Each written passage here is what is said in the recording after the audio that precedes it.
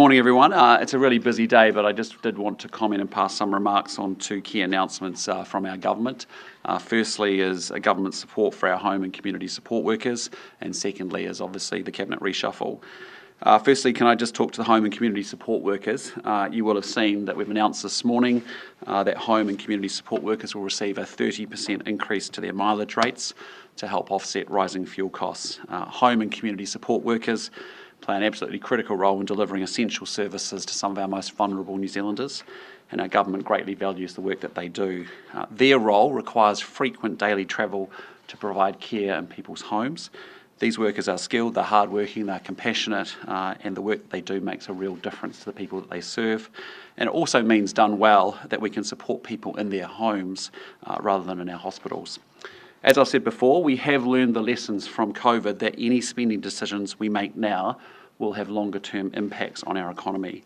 Kiwis well understand that we can't repeat the COVID mistakes when inflation reached 32-year highs and debt tripled to $180 billion, causing huge pain and suffering for lower middle income working people. We already know that this conflict will likely push inflation up and slow growth, so we cannot afford to do anything that will make that worse. Health Minister Simeon Brown will obviously address the announcement in more detail in his own remarks this afternoon. If I can move to the Cabinet reshuffle, I essentially had three key objectives. The first was to reallocate the portfolios available due to the retirements of Judith Collins and Shane Reti. Secondly, it was to ensure that we have the right focus and experience in place to deal with the current fuel crisis. And thirdly, it was to refresh and also to bring in high-performing talent. Having successfully delivered significant reforms from outside Cabinet, Chris Penk will now join our Cabinet, picking up Defence, GCSB, NZSIS and Space portfolios. Chris's time as Associate Defence Minister, but also as in the NZDF himself, leaves him well qualified to lead the work our government is doing in raising the status and the capability of our armed forces. Secondly, Penny Simmons also joins Cabinet with responsibility now for all of the tertiary education sector in science, innovation and technology. Penny has successfully delivered reforms to the vocational education sector on time and in budget, and is also from outside her portfolio, outside Cabinet, and will bring extensive governance experience to her new portfolios. The past few weeks have also underlined how important energy security is, and as such I will be elevating the energy portfolio to Senior Minister Simeon Brown. He's had the portfolio in the past, but he understands it well. Other changes for existing ministers are that Chris Bishop becomes Attorney General, Paul Goldsmith takes responsibility for the public service and digitising government, and also the Pacific People's portfolio. Louise Upston will become Leader of the House, Simon Watts will be Minister for Auckland, Nicola Grigg becomes Minister for the Environment, and Scott Simpson becomes Minister of Statistics and Deputy Leader of the House. Joining as a Minister outside Cabinet, Cameron Brewer becomes Minister of Commerce and Consumer Affairs, and also Minister for Small Business and Manufacturing, and Associate Minister of Immigration. And Mike Butterick becomes Minister for Land Information and Associate Minister of Agriculture. From a National Party perspective, Simeon Brown will pick up the role of Campaign Chair. As you will notice, Chris Bishop has increased his ministerial workload on this reshuffle, and it's very clear that RMA reform, quite simply the single most important economic reform of this government, will require significant attention in the coming months as we move that into legislation, and I want to make sure he's able to focus on that. All of these changes will take effect from next Tuesday, the 7th of April. But just finally, can I acknowledge our public service of both Judith Collins and Shane Reti, who between them have actually served almost 40 years representing their communities in this place at Parliament. Judith, as you know, was first elected in 2002, and since then she has held several different ministerial portfolios, served as Leader of the Opposition. In this term, she has delivered the Defence Capability Plan and advanced New Zealand's space industry and the modernisation of our public service. In Shane's 12 years of Parliament, he has served as Deputy Leader of the Opposition and delivered key reforms as a Minister, including improving the commerciality of our science sector to boost incomes and to create jobs. And he's also played a key role in projects that will benefit New Zealanders for many generations to come, like the third medical school and expanded cancer screening. I'd also like to acknowledge all the staff who've actually supported Judith and Shane throughout their time here. I have to say New Zealand is better for Judith and Shane deciding to enter public service, and I'm very grateful for them both as friends. On behalf of the government and the National Party, we wish them all the very best for their futures outside Parliament. I will need to wrap this up fairly quickly as I have officials meetings immediately after this, but happy to take a few quick questions. Sorry, Jamie? Why has Chris Bishop lost the campaign chair role? Well, because we've got a massive workload, as you know, with infrastructure, RMA reform, transport and housing. Those activities and portfolios really cluster together very well, but we've got to deliver RMA reform. Portfolios, he's had those portfolios Secondly, for quite a while. like me finish. Secondly, he's also taking on the Attorney General role, which is a very serious role and a very important role for New Zealand, and I think he's uniquely qualified to do that exceptionally well. And so as a consequence, it's just acknowledging a very big workload with a massive set of deliverables in the next wee while. That just means that he's losing the responsibility from the National Party point of view of campaign chair and leader of the House. What did he say when you asked? Sorry? Can I just follow up on that? So Chris Bishop losing leader of the House and also the campaign chair role, how much of that is to do with the rumours that he was running the numbers against you at the end of last year? Oh, I would just reject the characterisation of that question completely. When you told him that he was losing the campaign chair role, did he ask to keep it, or did he say, "Sure"? Oh no, we had a great conversation. He and I are very united on the RMA reform being the single biggest thing we can do. The second thing is Attorney General of New Zealand is a really important role given the amount of legislation we have going on, a bunch of changes that we have happening, and he is uniquely qualified with his own legal background to understand that. We need to drive change at Crown Law. We need to make sure we get a newly highly performing Solicitor General in role. There's a lot of work in that space. So it's just acknowledging, it's no secret, he's had a massive workload, and all I'm doing is just, and he's taking on Attorney General, but he's losing the campaign chair role and the Leader of the House. Leader of the House goes to the current deputy, which is Louise Upston, and obviously campaign chair goes to Simeon Brown. Did he say, "Sure, I'm happy to lose those roles, I've got too much in my Yeah, we had a real positive conversation. Yep. He didn't ask Prime Minister, do you trust Chris Bishop? Absolutely, he's a high-performing minister. Yep. That he does lose a lot of influence and authority by losing those two positions? No, he's a key member. He remains as Associate Minister of Finance. He's key to our team. He's a critical part of our senior leadership group. To lead the campaign? Well, no, it's about acknowledging this. Chris has a prodigious amount of capacity for work. You know him well. He is in the detail of very complex portfolios. We are radically reforming New Zealand's planning system. That is a major, major achievement. That will be one of the single biggest deliveries and legacies of this government. Linked to that is obviously the work that we're doing on driving greater housing affordability. Linked to that is obviously the need to upgrade our modern, reliable infrastructure. There's massive work on transport and infrastructure. They are massive portfolios, and they all hang together as a set, and I couldn't justify taking any of those and reallocating those. They make sense. He's uniquely qualified to drive it. And on the other hand, as an experienced person from Parliament, has great understanding and appreciation of constitutional issues and the law. He's great in the Attorney General space. All I'm doing is just taking those things. Grumpy with your decisions. Are you saying those reports are wrong and he's happy with it? I can tell you, we had a very positive conversation last night, and he and I are incredibly aligned. Sorry, hang on, guys. What qualities does Simeon Brown have that make him the person to lead the campaign to try and keep real? I think you guys, if you've been observed it since I took over as leader, I've had a brains trust of key senior ministers, which is comprised of Nicola and Chris and Simeon and Paul Goldsmith and Louise Upston. That has been the group that we have done from when we were in opposition. And so Simeon and Chris and all of that in that strategy team are very clear about what we're trying to do. And it's just about, he's equally capable of leading out our campaign chair. He's going to do an outstanding job, understands the political part of it and what the party's trying to do.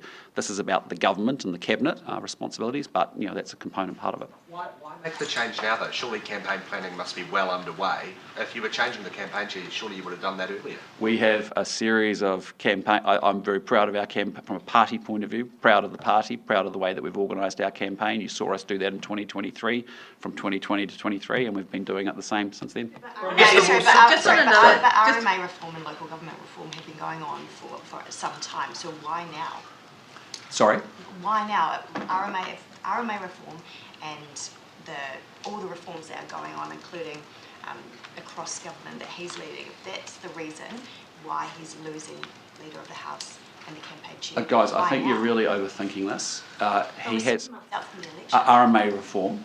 We have a series of legislation that we're trying to get into the House and into law by the middle of this year. We have a huge amount. It's a very expansive piece of legislation. As you know, we're taking huge amounts of public submissions on it. We need to digest that as we go into second and third readings of those bills so that we can actually get that passed this year. That's really important for us.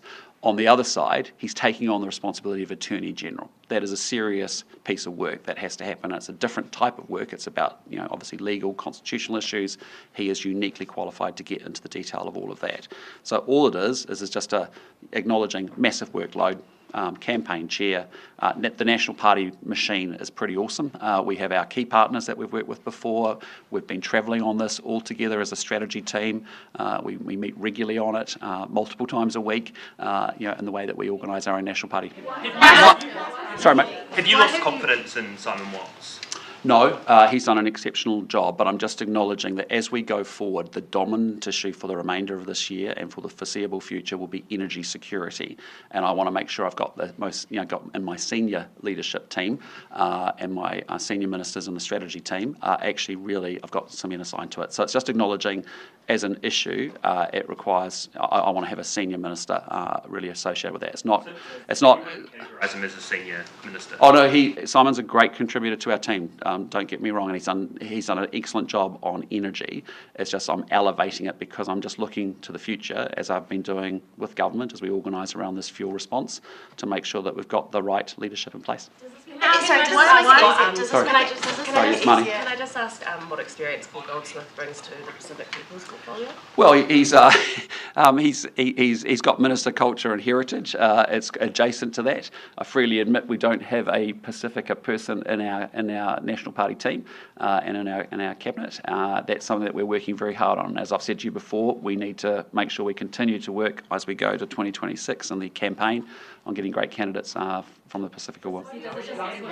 Sorry? By your lack of diversity within... I disagree. I think if you think about where we were in 2020 and how we built and added in more diversity in 2023, and I freely admitted, as I'm sure other parties do as well, you want representation of experience and more diversity as possible. And we're seeing that in the candidates that we're selecting.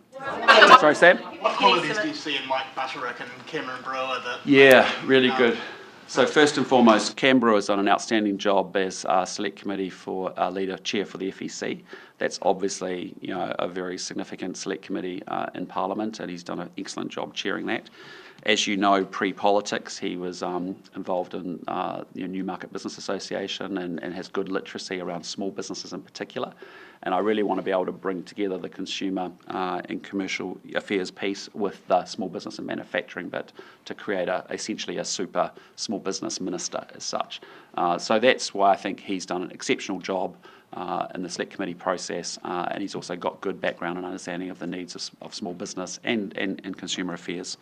On Mike Butterick, he's an outstanding member of our team. He's the leader of what we call our rural Nats. We've got obviously now in 2023 we have a lot of folk coming from the agriculture sector. He's been a natural leader of that group.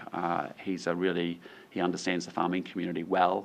He's been travelling the country, meeting and engaging with farmers as it is. And the opportunity for Nicola Grigg to take on environment, which has got a lot of agricultural issues in it, I think will help as Chris goes through the RMA reform and some of those conversations. And it's recognition of her having a dedicated ministry in her own right, but also then Mike stepping up as Associate Agriculture, working well with Todd McLean. Is Canberra going to take supermarkets back into consumer affairs? Because there was obviously the conflict with Yes, most likely, yes. So he's going to do it. Yes, there's no conflict. Sorry, Joe, you have no question? Do you consider Simeon Brown to be a busy minister? Yeah. I think if you look at my workload of the Nicola Willises, the Chris Bishops, the Simeon Browns, the Paul Goldsmiths, the Louise Upstons, that senior group, they are busy, yep. Do you consider Simeon Brown to be less or more busy than Chris Bishop? No, they're all busy. I get the questions, guys. All I've done is I've given Attorney General to Chris Bishop. He's carrying on with the massive reform agenda, and we've taken away campaign chair and obviously leader of the House. Workload. We've got. So I'm just getting to the nub of the issue. If your phrase workload is the reason, do you think that Simeon Brown is less or more busy than Chris Bishop? They're all busy. Sorry. Hi, how has Penny Simmons proven herself to make it into Cabinet and James Meagher has not? Well, Penny Simmons has worked really hard on the Polytechnic and the Te Pukenga mess and sorting that mess out. She's actually done that well within real strict budget constraints. People thought that would be very difficult, but she's delivered in that space very well, and she's got ourselves to a really good solution in the end. And so it's natural, she's done a great job on vocational education. A lot of what Shane's portfolio was universities and the science sector, and to actually add that into what she's doing, I think is excellent. She's done a good job, really great job. Sorry. What about the second part of the question? It was 2 years ago that Penny lost a portfolio because for various reasons, including not being able to manage quite a difficult issue. So what has she done?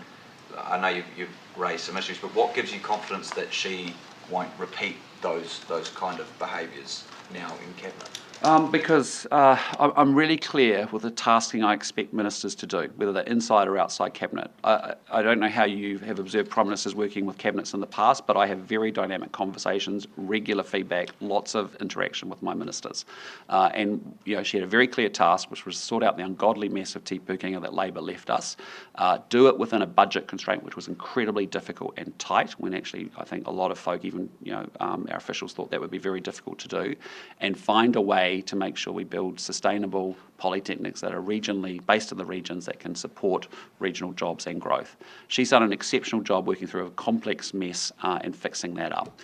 It makes sense with Shane retiring that actually the universities gets added into that, so we now get a tertiary education portfolio again rather than having it split.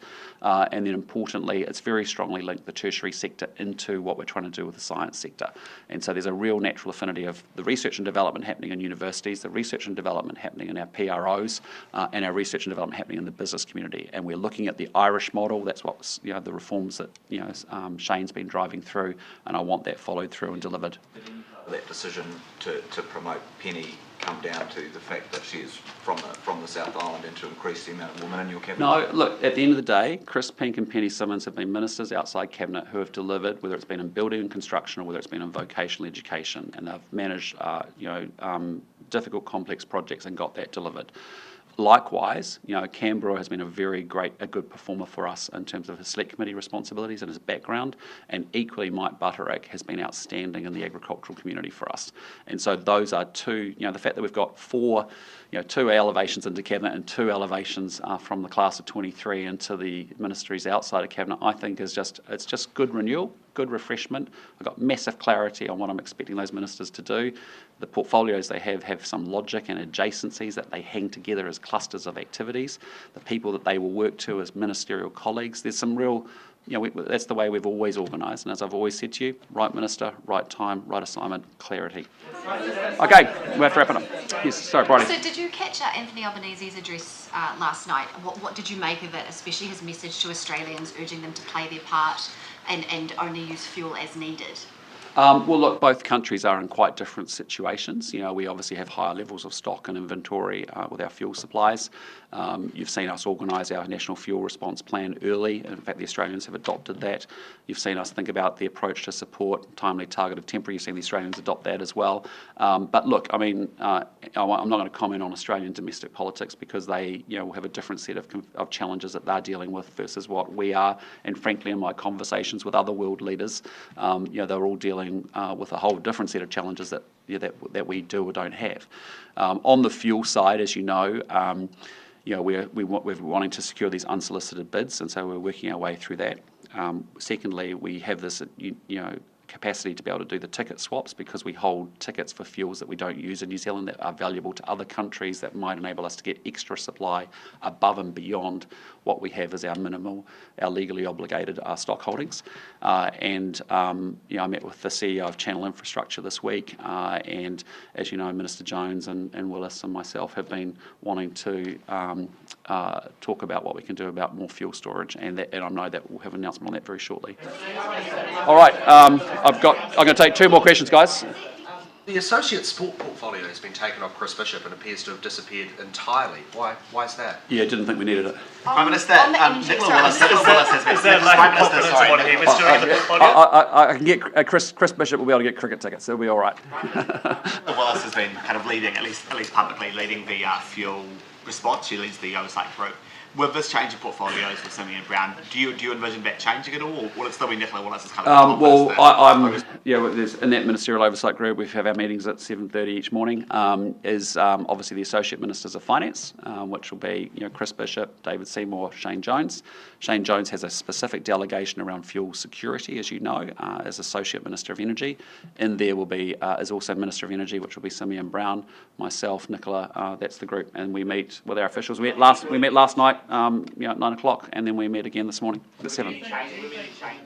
Sorry? Will there be any change in kind of the public face of leading that, or will it be Simeon Brown leading that response level publicly? It's our ministers jointly. They all have responsibilities, and the reason they are in that group is because they have contributions to make through their responsibilities, but also in the collective sense of senior leaders as well. Okay. Sorry, Tom Day. Sorry, you guys have had questions. Tom Day, let's go. Quickly, just on timing. Why is this being rushed out the day before Easter when for months you have been delaying doing this? What was the motivation for the timing? Oh, this is funny. I just say to you, I've foreshadowed that I wanted to do a cabinet reshuffle, and I'd do it because of Judith and Shane's retirements, and so there's a need to reallocate portfolios. It's been timely because we're obviously in the middle of a fuel crisis. I want to bend and have an eye to that. And then thirdly, as I said, we've got massive opportunity. We've got 2 new performers from class of 23 and outside cabinet. We've got 2 that were outside and now inside cabinet. She'll leave just early May. Sorry, Tom. Prime Minister, can I ask why Matt Ducey continues to remain in cabinet? He's still got the one portfolio. You haven't given him any new ones. You've got ministers outside of cabinet that are busier. Why does Matt Ducey get to stay and others don't get promotions? Yeah, look, as we went into the campaign in 23, mental health was a real mess in this country. I think Matt has assiduously gone around working with the sector. He's a mental health professional himself from that background. He's doing a really good job.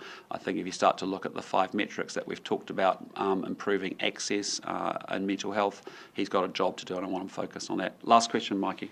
Chris Penk, can we get some comment on what you think he'll bring to that defence portfolio and his promotion overall? Yeah, look, defence is a large operational portfolio, not dissimilar to police. You need to be a good, visible, upfront leader out on the front line. That's what I expect from those operational leaders, and that's why I have Mark Mitchell on police. I think Chris, as Associate Minister, has worked very closely with Judith, with clear delegations on some of the development of the Defence Capability Plan. That is a major delivery. Not only have we talked about improving our capability, but we have budget matched to that capability for a long-term plan that now needs to be executed well. We've got I think we've got $12 billion coming through in the next 4 years. That's a huge investment. So the fact that he's been travelling with Judith as her associate has been very helpful. The fact that he comes from a military background, obviously a naval background, he understands that world very well. And between defence and veterans, obviously, the GCSB and SIS with defence intelligence as well, there's a natural grouping of those activities coming together in that way. He'll continue with his associate emergency management responsibility, which makes sense because it's sometimes defence is involved, as you've seen in Hicks Bay, where we deployed 120 defence staff up there as part of the recovery phase. He'll continue to work with Mark Mitchell well on that, that cluster of Mark and Chris, and it works well. Sorry. Minister was go to cricket matches. No, but I just don't think we justify it. We don't need that portfolio, and actually, again, anything to give you confidence that you needed that. No, portfolio. Guys, you're overthinking it. And I get it. I get the bubble conversation, but I just say to you, actually, the Associate Sport Minister, we agree we didn't need the portfolio. Thanks, have a good day. Go see.